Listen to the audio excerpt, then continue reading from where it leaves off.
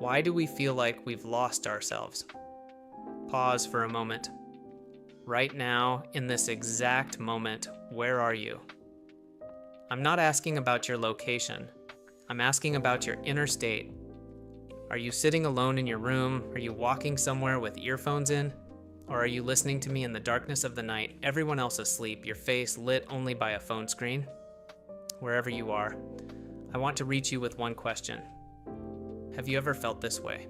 Like everything is in order. You study, you work. People respect you. You have friends. Your family is okay. Your daily life is more or less normal. But somewhere deep inside you, somewhere below your chest, somewhere in the middle of your rib cage, you feel a certain emptiness, like you are merely a spectator in your own life, not an actor on stage, no, more like an audience member, watching from a distance. And do you know what the scariest part is? And the scariest part is not being able to name this feeling. You don't want to cry, you're not angry, you're not even sad, you simply aren't there for yourself. Today we're going to talk about exactly that. Let's agree on one thing first. This feeling is far more widespread than you think. For years, I've talked about people's inner worlds in my videos, and every time I approach this topic, comments, messages, people's thoughts begin to pour in. I feel exactly the same way. I thought I was the only one like this. Thank you for these words. For the first time, I felt understood. And you know what? Every time I read those messages, I say to myself, and there's another one, another person, sitting alone, wrestling with their own emptiness. So the first thing, you are not alone, but knowing that it isn't enough. Because knowing and feeling are two very different things. Let's get to the root of the problem. What does society teach us? It teaches us, be happy, be successful, be strong, look resilient, keep up, don't fall behind, be first, be the best. And we have absorbed these commands so deeply, they have become our own voice. Morning comes, I need to be productive today. Lying down at night, I didn't do enough today. While resting, I'm wasting my time. We forgot how to simply be and shifted entirely into doing. Psychologists call this doing mode. We begin to live not as human beings with feelings, thoughts, and inner states, but as mechanisms that only produce results. And over time, we forget how to feel ourselves. We forget our voice. We forget which colors we love. We forget which music makes us tremble from within. We forget what we think about when we're alone. And one day we stand in front of a mirror, look at ourselves, and see someone familiar, yet a stranger. That is the moment of losing yourself. But why does this happen? Let's talk about the mask. From childhood, each of us learns to craft the right masks for ourselves. At school, the smart student mask. At work, the reliable employee mask. In the family, the good child, good parent mask. On social media, the happy life mask. And these masks aren't bad things, they protect us. Because of them, we can live within society. They give us connection, status, safety. The problem lies elsewhere. The problem is that the person wearing the mask forgets to take it off. One day you come home. You close the door. You're alone. And in that moment, which of your masks are you still wearing? Most of us, all of them at once. Because we don't realize the stage is still running long after the actor has disappeared. American psychologist Brené Brown spent years talking with thousands of people and arrived at one truth. Humans feel their deepest emptiness not from losing something outside themselves, but from losing their own authentic self. In other words, what you're losing is not a title, money, or a loved one. What you're losing is yourself. And that's not just painful, it's disorienting. Because you no longer even know what yourself means. This is where I need to bring in philosophy. Because philosophy isn't abstract games. Philosophy is the way of surviving life's hardest questions. Ancient Greek philosophers debated one question across centuries. What is happiness?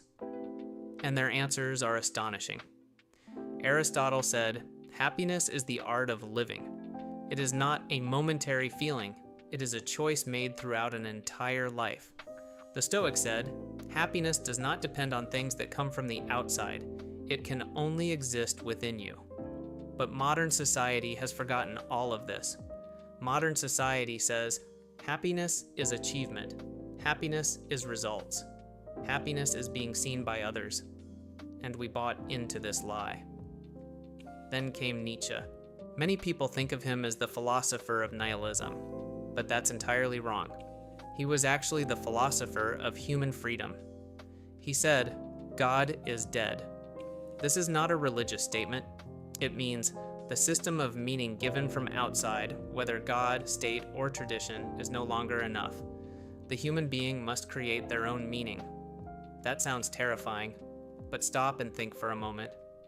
If life has no pre-assigned meaning, then no one can tell you you must be this way.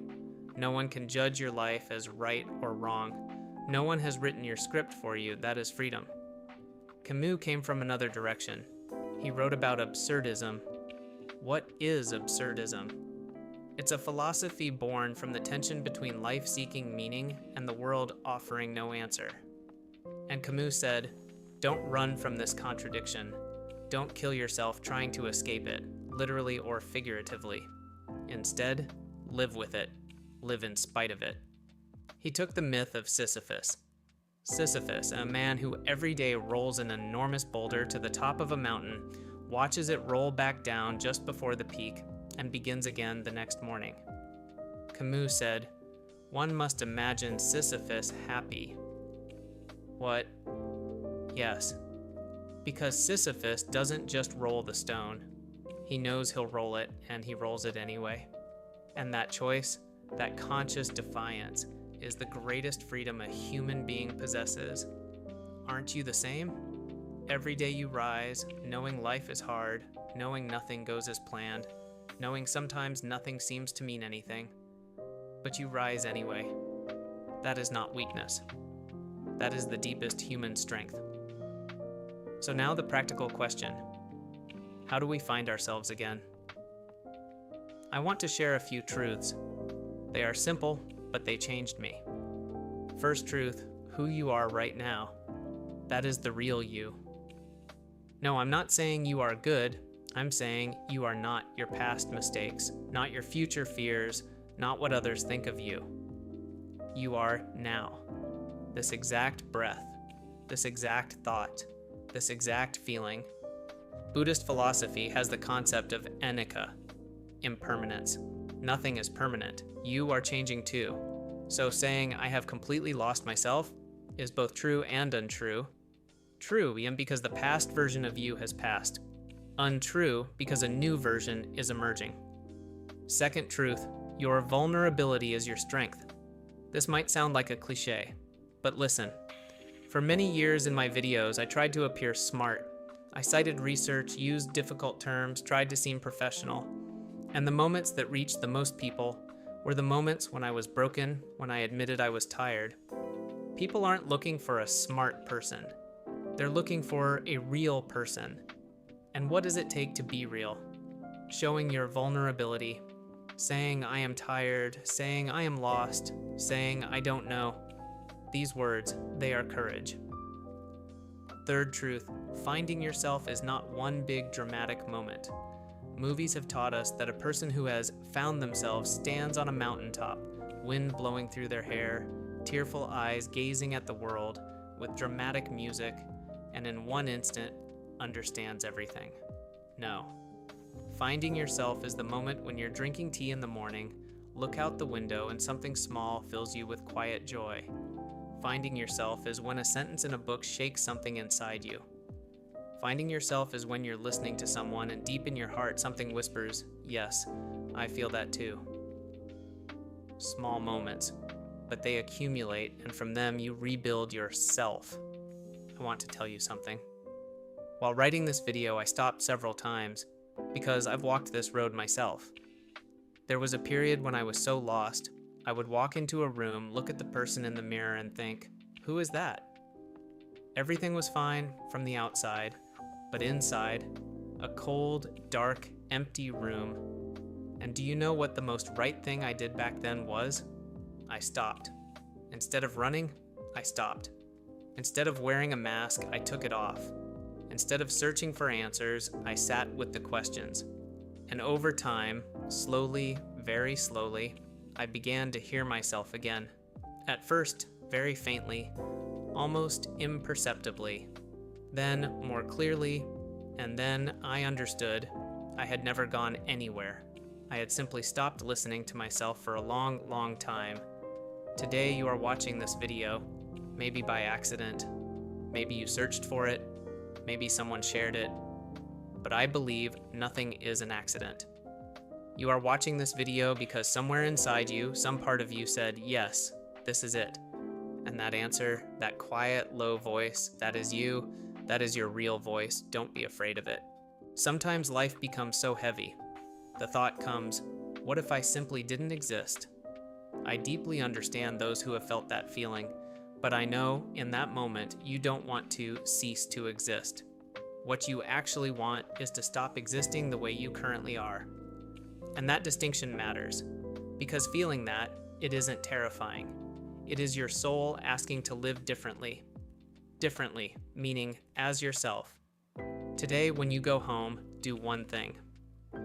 Without showing anyone, without telling anyone in a notebook, on your phone, or just in your mind, ask yourself one question. If no one could see, no one would know, no one expected any result, what would I do? Who would I be? What kind of life would I live?